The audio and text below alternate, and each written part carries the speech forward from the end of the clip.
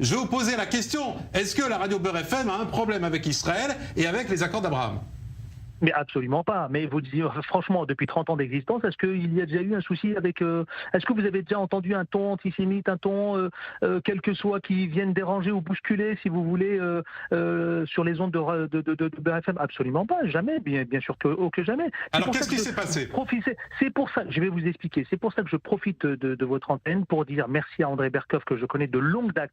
Il m'a vu, André Berkoff, quand j'étais gamin, parce que je suis un des fondateurs de Radio Droite Cité, il m'a connu, et puis il est intervenant régulièrement en tant qu'éditorialiste, même d'ailleurs sur notre antenne, et sur tous les sujets sans tabou. Maintenant, pour répondre à votre question, mon cher Benjamin, mais la radio, elle n'a aucun problème. Il s'agit là si vous voulez, de quelque chose qui a été instrumentalisé.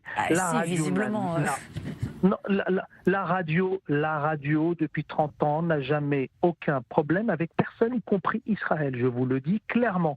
Sinon, moi-même, en tant que journaliste, ça fait, je vous le dis très aisément et sereinement, ça faisait très longtemps que je l'aurais dénoncé ou je l'aurais... Je suis ravi de l'entendre. Je suis ravi de l'entendre. Mais expliquez-nous alors, qu'est-ce qui s'est passé à Adil Farkan? Monsieur, je suis journaliste, moi. Est-ce que ça va contraire à notre déontologie? Ça va contraire, si vous voulez, contraire à ce que nous, journalistes, d'exercer, si vous voulez, telle ou telle chose. Moi, je me suis toujours interdit, et je le dis parce que je suis sur l'antenne de Beurre FM aussi, et sur d'autres antennes en télévision, mais sur l'antenne de Beurre FM, puisque vous m'en permettez, en tous les cas, vous me tendez la perche, jamais, depuis que je suis à la radio, jamais aucun journaliste, si vous voulez, ne s'est permis d'avoir un ton, ce que j'appellerais entre guillemets, de dérapage. Jamais. Sinon, le CSA aurait saisi... D'accord, mais là, sur le sujet, répondez-moi sur le sujet. Est-ce qu'on a, oui ou non, empêché cette animatrice de faire cette émission Alors, je sais pas sur la paix entre Israël et le Maroc? Alors, je vais vous répondre, vous avez raison.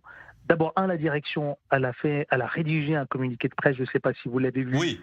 Qui fait plus d'une page, qui fait état, évidemment, factuel sur la manière chronologique dont les choses se sont déroulées.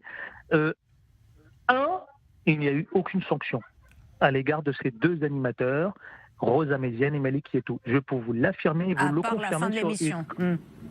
Je vous le confirme de façon solennelle, il n'y a jamais eu de sanction, ni d'éviction à l'égard de ces deux animateurs. Je vous le dis clairement, et le communiqué de presse qu'on a fait parvenir d'ailleurs à tous les médias fait état évidemment chronologique de du déroulé, ce qui s'est passé. Maintenant, pour être précis, ce que dit le communiqué, c'est qu'en gros, c'était pas son rôle à elle de faire cette émission parce qu'elle était animatrice et pas journaliste. C'est ce que dit le communiqué. C'était pas à elle de faire cette émission. Mais parce que comme dans n'importe quel média, monsieur, il y a une ligne éditoriale, il y a une politique éditoriale, et dans cette politique éditoriale, l'information est gérée par une rédaction et des journalistes.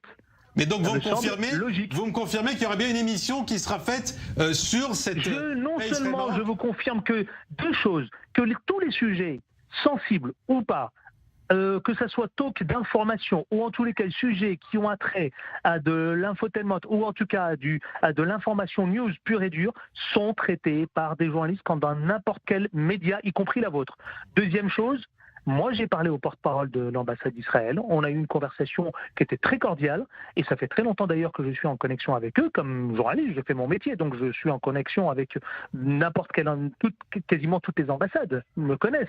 Bref, on a eu une conversation, on a échangé, j'ai réitéré au porte-parole que l'ambassadeur d'Israël était le bienvenu, d'accord, sur l'antenne de Beurre FM, et de toute façon, je vais vous dire quelque chose, ça faisait déjà depuis quelques semaines que c'était dans les tuyaux. Donc l'invitation est lancée.